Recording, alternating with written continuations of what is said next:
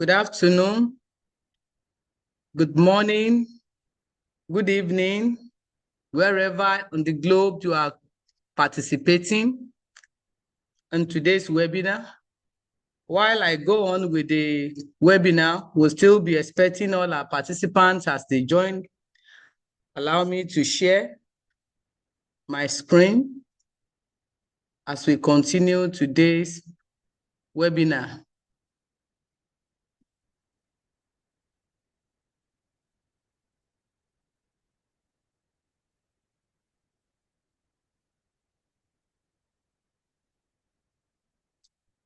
So once again, I want to welcome every one of us to today's webinar on emotional intelligence. Today's episode, we'll be looking at African myths, and we are starting with part 1. I welcome everyone on board, and I believe that at the end of this webinar this afternoon, we will have a lot to share. What are we looking at today? African emotional myths about manhood.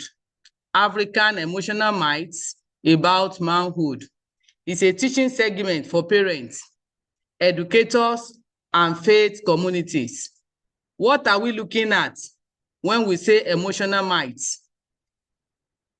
We want to look at what do we mean about emotional myths. Today, we want to be looking at our beliefs. So many information that were passed across to us from our forefathers. What we inherited. What are those informations or beliefs or norms that were passed across to us from our generation about manhood?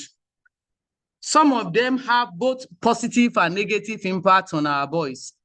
We want to look at those of them that harms our boys and what we must do to bring about a change.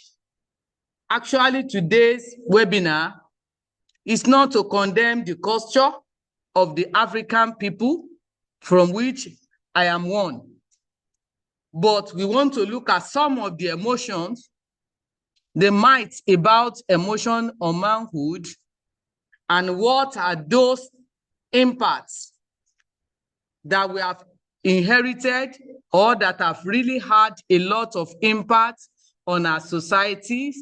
Those are the things we want to check on.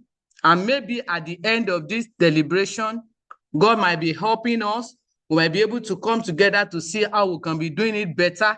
A little bit of change here, a little bit of minus and addition, and see how improvement can come in as we go on.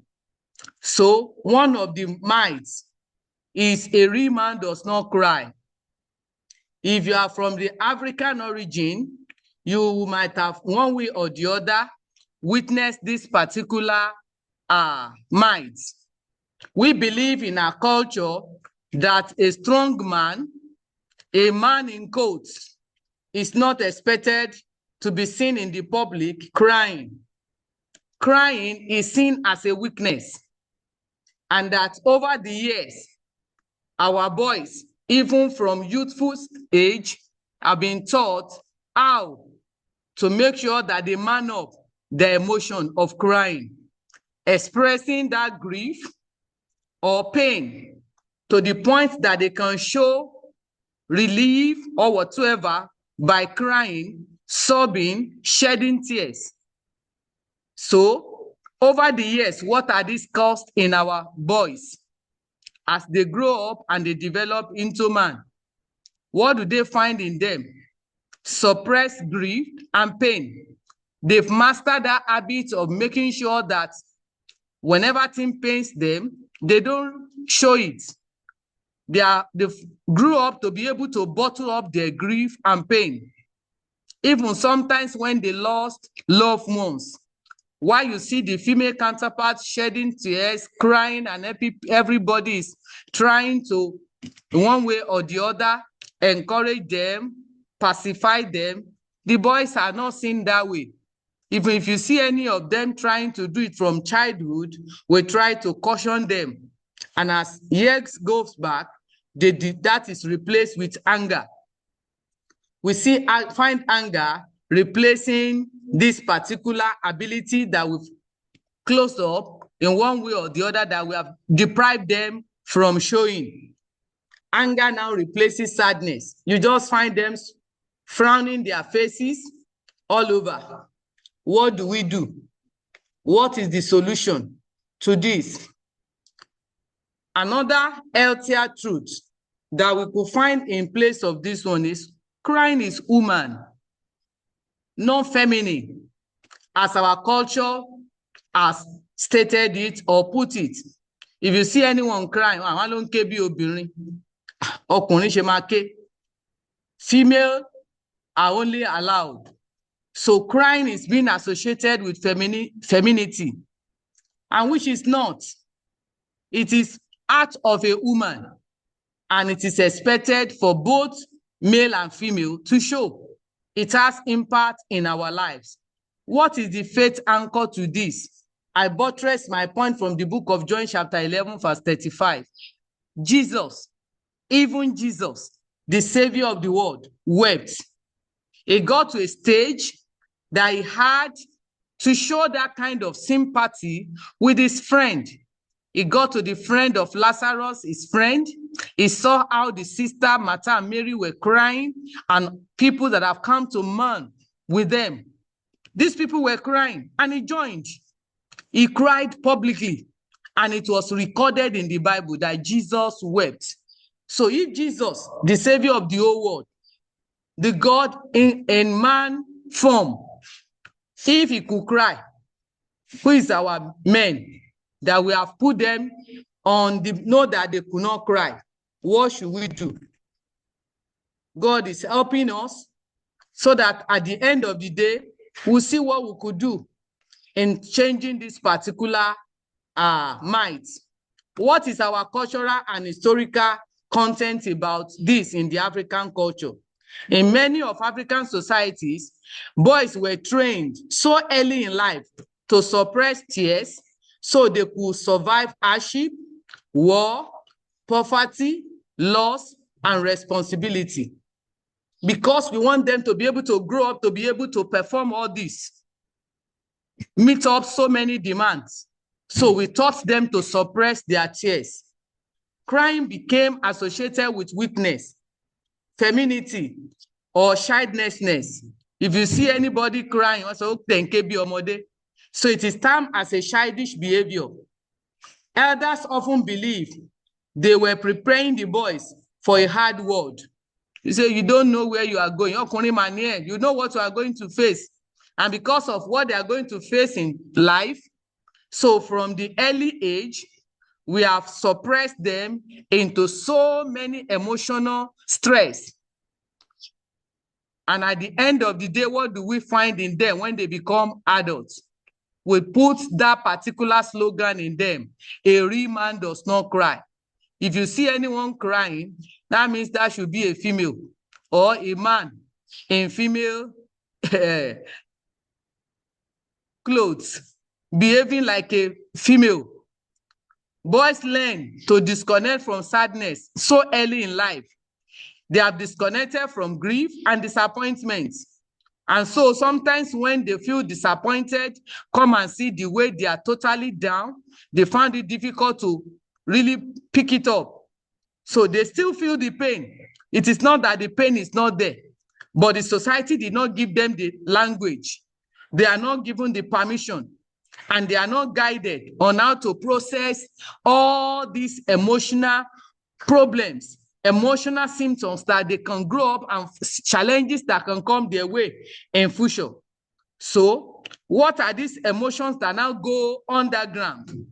They bottle it up. It is not that it is totally erased in there, because it is out of woman. It is already inborn in them. We are only asking them to mask it. And once it is masked over the year, sometimes you see it coming up again. And that is why when they become adults now, you see so many of them, the way they handle their homes, handle the wives, handle the children, handle colleagues at office. You will see that this is anger bottled up over the years. How it shows up in adulthood. explosive anger over small issue. You are just talking with some of the colleagues in the office over a little things like the trivial issue. Come and see the anger will come up, and you, the counterpart that is female or other male counterpart, will be wondering, what have I said now? What is happening? What is wrong? It is as a result of years of bottle up of emotions that are not allowed to be expressed. Emotional numbness, difficulty grieving loss. Somebody lost the mother and they will still be saying, but okay. Come and see. They don't cry. And they want to shy because of that. They want to make sure that they want to show that, they will show you younger, the shakara, that you are the one crying. I cannot cry. Even if my mother die. If my father die, I cannot cry. That is what we have made our men. The real life scenario. A boy is beaten and is told, stop crying like a girl. You've beaten somebody seriously, with real cane, maybe after giving him 12 strokes of cane, and you are saying he should not cry. And if he's crying, the colleagues are saying that, see how you are crying like a girl. What is in a girl that is not in a boy? Is it not the same flesh in their body? So a man, from early stage, see what we put them through. So as a man, he cannot cry, even at his father's funeral. You imagine that. So he later drinks heavily and becomes irritable at home.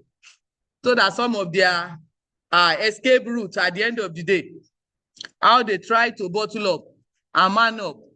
You did not allow them to cry. And at the end of the day, the pain is there. He's looking for a way of relieving himself. He will now go to the beer parlor and get himself drunk so heavily and come back at home for meeting here and there, causing trouble everywhere.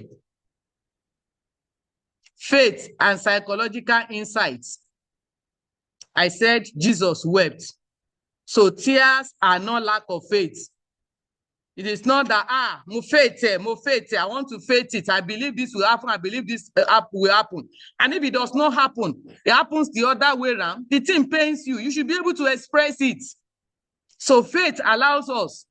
Jesus gives us a template that when we have situation that makes us to cry, we should.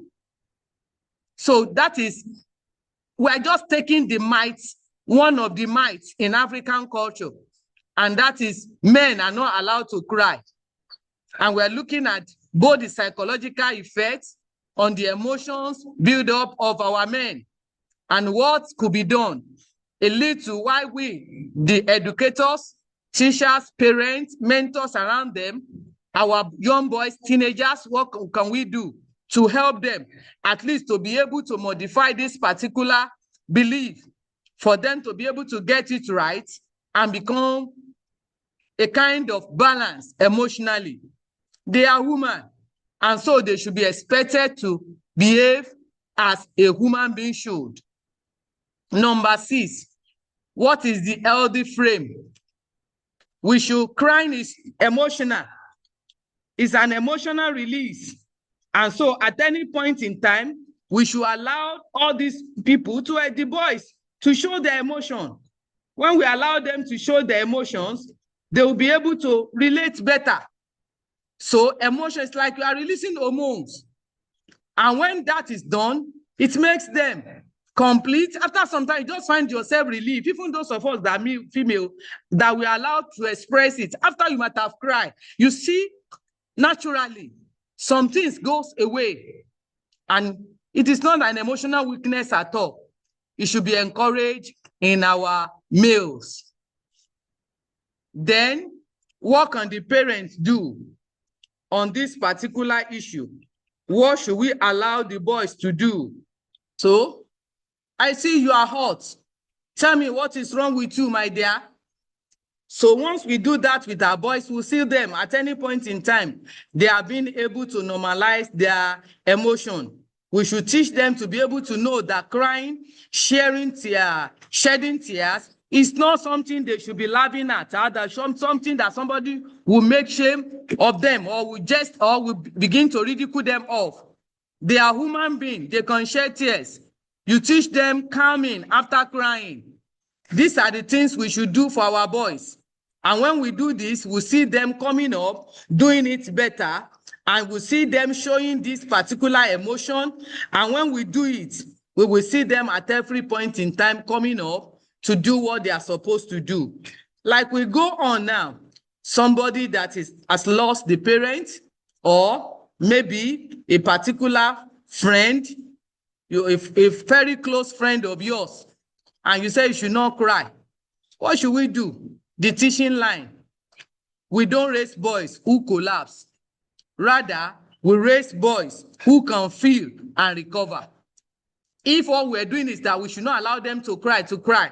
And when a little situation happens, challenges comes in the future, and their emotion is being affected, you just see them coming down totally.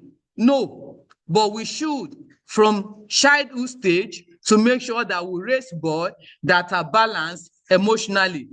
Those who could recover after a little bit of shock or whatever, instability in their working environment. Maybe you are working in a particular place and the employer decided to sack you. That is not enough for you to go say you want to go and commit suicide. Another job will come.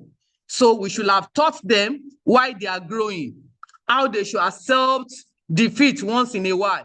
You see some of them when they are playing, maybe they are playing ball. They just want to be winning all the time.